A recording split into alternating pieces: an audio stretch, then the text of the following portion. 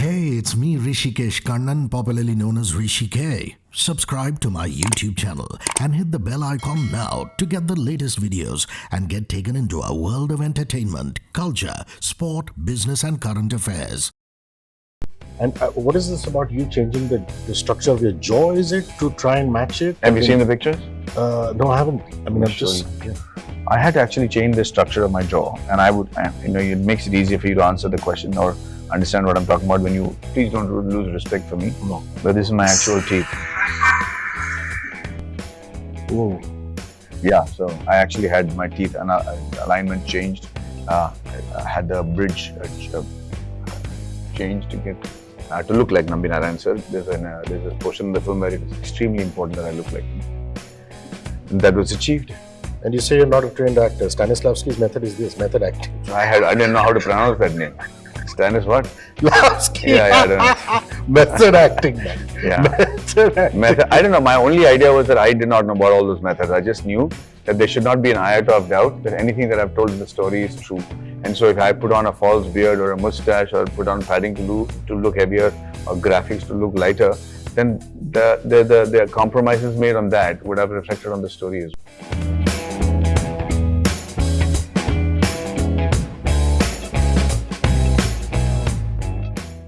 Maddy, wonderful to see you, and many congratulations. All my positive energy for this film, man. Yeah. I feel it, and I'm really grateful to that. And also sorry I've kept you waiting for so long, but your enthusiasm did, and I'm very touched because of that. Any other star wouldn't have stayed. Sorry, brother. Sorry, brother. Doesn't matter. But you know, unlike other films, I wish I had kept you busy with other technical aspects of my film, but unfortunately, I'm stuck with that completely. I know, I understand. I'm just fascinated that, to me, and you know that I'm passionate about all kinds of music. Nashville, Tennessee is the home of country music. It's gone on now that even the pop stars like Taylor Swift and others are going to record in Nashville because it's kind of become a hub of music for all around the states. That's correct. And there are 2 tracks that have come out of there. So let's start at that and then we'll go on to the other stuff. Yeah, so I saw this trend even before they did. I did this in 2016-17. And I wanted to sing. I've always been a huge fan of country music. And when I saw Nambi Narayanan's story and the fact that he was all over in Princeton and, in the US as well, and then other places, I've always thought that I wanted to have a country song sort of a feel in this film. Because they're so lyric sensitive and lyric heavy, Correct.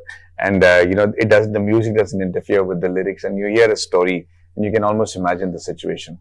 And true enough, I got talent from over there who were able to capture the emotion that I was trying to get in with a song in this film at that point of time. This is not an ordinary film where you have a scope for a song, but there is a place in this film where a song comes and the lyrics are so important that kind of adds so much value to the moment, to the emotion of the song. I was speaking to Pushkar and Gayatri and Brahma for Suriya, and this immense pride that one feels as a Bombay Tamil for everything that the Tamil film industry is achieving. And Sam, who did the background, the BGM for Vikram Vedha, is back again. Yes. And how thrilled am I for that? So talk about what Sam has added to this incredible story. My God, I don't even know where to begin. Sam CS is, I think, been the soul of the storytelling of this film. His music, he's done the OSTs, and you should hear the OSTs. I will send it to you. You should see what he's done with it. If I have played this trick with many people, I've said, hey, this is Sam Zeller, who's done the music, and my friends in the US said, oh yeah, who is he? I said, Hans Zeller's brother. Oh really? And they believed it. It's only when I told them later on that it's an Indian music director, they say, oh, I always knew there was something special to Sam. But people are not ready to believe that this music is capable of coming from India, and we shot it, and we recorded during the COVID times, and his contribution is immeasurable. He's made the music such an important character in the film that it makes its presence felt when it has to. It just enhances other aspects of the film when it has to. And he somehow, sitting there blindly before the film was shot, had composed all this, and it works perfectly for my film. To me, you've always been this gracious man, always giving credit where it's due. And it's wonderful that you mentioned Anant Mahadevan in the trailer launch. I'd like you to talk about Anant and, his contribution to bringing you the story. That's a subject that I don't want to touch right now, simply because it's going to add confusion Fair enough. to the narrative that is happening at this point in time. But he's a nice gentleman, and unfortunately, was not able to direct it. Fair enough.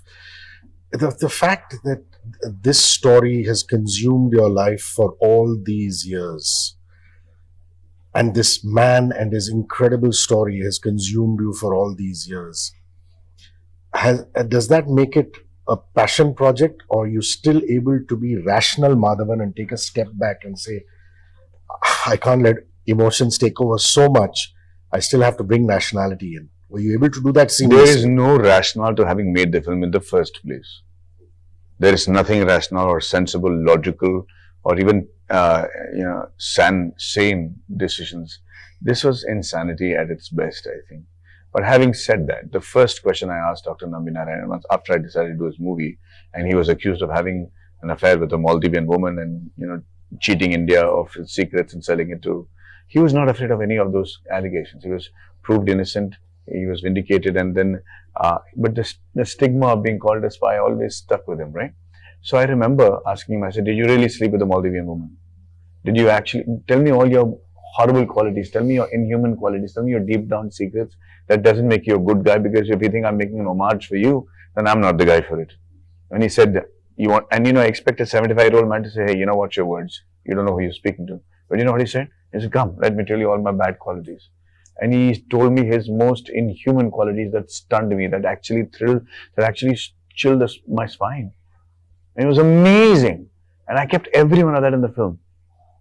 And I know now that when you keep those qualities, then you will believe the rest of the good qualities that he had and the genius qualities that he had. Scientists are fundamentally known as eccentric characters. Mm-hmm. You see a template of Einstein's picture, and you see him with not bothering to have to wash his hair, comb it, fashion, the other stuff. However, Vikram Sarabhai was his mentor. Nambi's mentor was, because of his background perhaps, was a little more staid and suave and businesslike. True. Is there a bit of an eccentricity in Nambi Narayanan? I think Nambi Narayanan was a fan of Vikram Sarabhai, and he was his blue-eyed boy. So I think the suaveness was an essential part of being a fan of. So he was very good-looking, Nambi sir. In fact, he was so good-looking that he would have put, in my opinion, John F. Kennedy to shame. If you look at his pictures in Princeton, he was so good-looking. And that worked against him. The fact that he was such a good-looking guy, plus a genius, plus somebody who had the ability to lead men into a war, was a quality that was seen as the most obvious one for a woman to have fallen for him to have an affair with. And so his good looks went against him in the case as well. So he's eccentric to an extent that even now, after all that this country has done to him, he's still batting for India. It's like, yeah. Why is Sriharikota empty for so long? We have the best place to launch. We have a tropical launching pad. It should be, we have 30% more efficiency. We should make sure that the Indian government allows launches from around the world. I mean, he's still batting for the country with the same insanity as he did even before he was accused and put down. There's a wonderful video of him walking up to President Kovind and getting the Padma Vibhushan and just, looking to camera and smiling. And there's a lady in the audience who's actually got up and she's clapping. Who is she? First of all, he got the Padma Bhushan. Yeah. And the lady who was clapping happily was his daughter, who's been through thick and thin as far as his thing is concerned. It's very difficult. When you see the film, you'll realize why I'm saying that it's an exceptional family. Do you have somebody playing her? I mean, an actress playing her? Yes, we do. Mm-hmm. Yes. Would you tell me who that is? She's quite unknown. She's quite unknown. Okay. In fact, all the cast in my film is fairly unknown, because to get them all to look like scientists from ISRO and say words which are in live sound, we are doing sync sound, and then be able to say it in 3 different languages like English, Hindi and Tamil. We had to look for people who are exceptional and who didn't look like they were mouthing the technical terms for the very first time. It was mostly all new people. Then you have to workshop with them. We did many months of workshops. Wow. And they were ready to give it all. Yeah. And what is this about you changing the structure of your jaw, is it, to try and match it? Have you seen the pictures? No, I haven't. I mean, I had to actually change the structure of my jaw, and I would, it makes it easier for you to answer the question or understand what I'm talking about when you, please don't lose respect for me. No. But this is my actual teeth.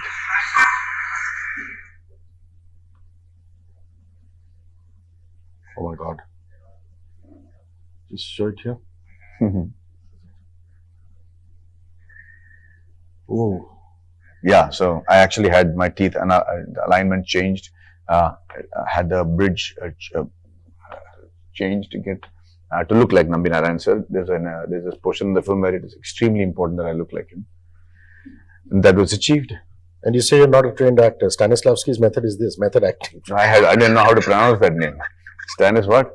Lavsky. Yeah, I don't know. Method acting, buddy. Yeah. Method acting. I don't know. My only idea was that I did not know about all those methods. I just knew that there should not be an iota of doubt that anything that I've told in the story is true. And so if I put on a false beard or a mustache or put on padding to look heavier or graphics to look lighter, then the compromises made on that would have reflected on the story as well. Tell me about Cannes. What people saw. I believe there's a 10-minute standing ovation. What were you going through? Was it an out-of-body experience? Were you totally present and there, or just is it a blank? No, it's not a blank. It was the most fearful experience in recent times for me because Cannes is like a discerning audience. They don't mince words, and they would walk out if it was a boring film, or even after the film, if they didn't like it, they would be polite and just escape. But for them to stand there and clap reinforced my faith that at least I haven't crapped all over the film. The thing that he developed and what he was trying to also strike a deal with Russia for. I mean, I'm sure the film talks about that in great detail. But I believe the invention itself has stood the test of time and has been used in the future. If you could just tell us about that, please. He invented what is called the liquid fuel propelled engine. It is called the Vikas engine. It has a distinction of having never failed, despite missions might having failed. The satellites might have failed, but Nambi Narayanan's engine has never failed. It's still used as a workhorse in ISRO in every launch, from Mangalyaan to Chandrayaan to record-breaking ones. And nobody knows that Dr. Nambi Narayanan invented it. I'm not saying you have to dumb down things, but when a film is very science-heavy, and you yourself, I mean, you're an incredibly sharp human being, you yourself would have grappled with some of the scientific lingo. I'm sure he helped you with it. But were there points on the edit table or during the shoot you said, this is getting too scientific, let me just, simplify it a little further? I think you and I will get crap for asking that question, because we are under the impression that the Indian audiences do not understand what we are talking, or that might be too above their head for them. Of course, it is rocket science, but the Indian audiences is way more evolved. When they see a film from James Cameron or they don't Inception, Interstellars, and Gravity have done so well in this country. We don't have to explain the science to them. In fact, they are the ones who create the science in the very first place. I mean, look at what is happening around the world in terms of the Fortune 500 companies. How many startups and how many, from Google to iPads, are all read by Indians right now. From Sundar Pichai to Satya Nadella to, we vastly underestimate our achievements scientifically around the world, cinematically.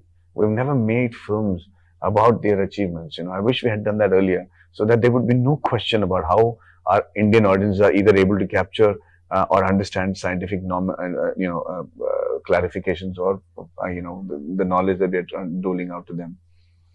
If anything, I think Indian audiences are far more intelligent than the rest of the world. So, and they are, at the end of the day, no common man over here is far more educated and aware than other citizens around the world. So I don't need to dumb it down, and I didn't. If they don't get it, they will get the impact of it. But those who do get the rocket science will understand the genius of Nambi Narayanan by understanding what you've told them in the film. And the authenticity, for that you had him. Did anything flummox you? Something that you had to convert into cinematic language? Did you get stuck at any point? It took me a long while to figure out how to explain that cinematically, but I think I managed it. My mother understood, so I was surprised. Yeah. Suriya and you are mates. Yeah. Must have been wonderful to just connect and have him contribute to your film or have him in the film in some way. Oh, and I'm glad he's there in my film. I mean, I've never produced any other film, and this is my first one as a producer, and I have to have Suriya jump into it with an enthusiasm of a child. It was phenomenal, and I'm very grateful for that for him. What was your working title? Was it always Rocketry? Always. It's a fantastic title. I'm glad. I'm so glad you're saying But the Rocket Man, the Rocket whatever, Rocketry. No, Rocketry was, everybody said nobody will understand. And I was like, I have a problem with people saying nobody will understand. They will understand. Rocketry was like a dentistry. And I also wanted to have the Nambi Effect, which is a very scientific term like the Raman Effect. And the effect of, hopefully, of Nambi Effect is that we are able to create an intellectual capital in India where people actually come back and start contributing to the progress of this country. And we have the best. They've gone and shown and made us proud, but it's time to come back to India and make us proud.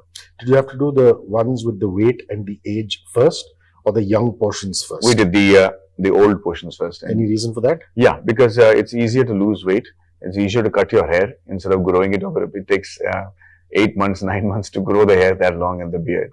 So obviously we grew that and put on weight, and we did the old look first, and then kept cutting the hair and getting younger as we went along. Kamal sir has so much love for you. He sat on that makeup chair for prosthetics or otherwise for hours and hours and hours. His records are going to take some beating.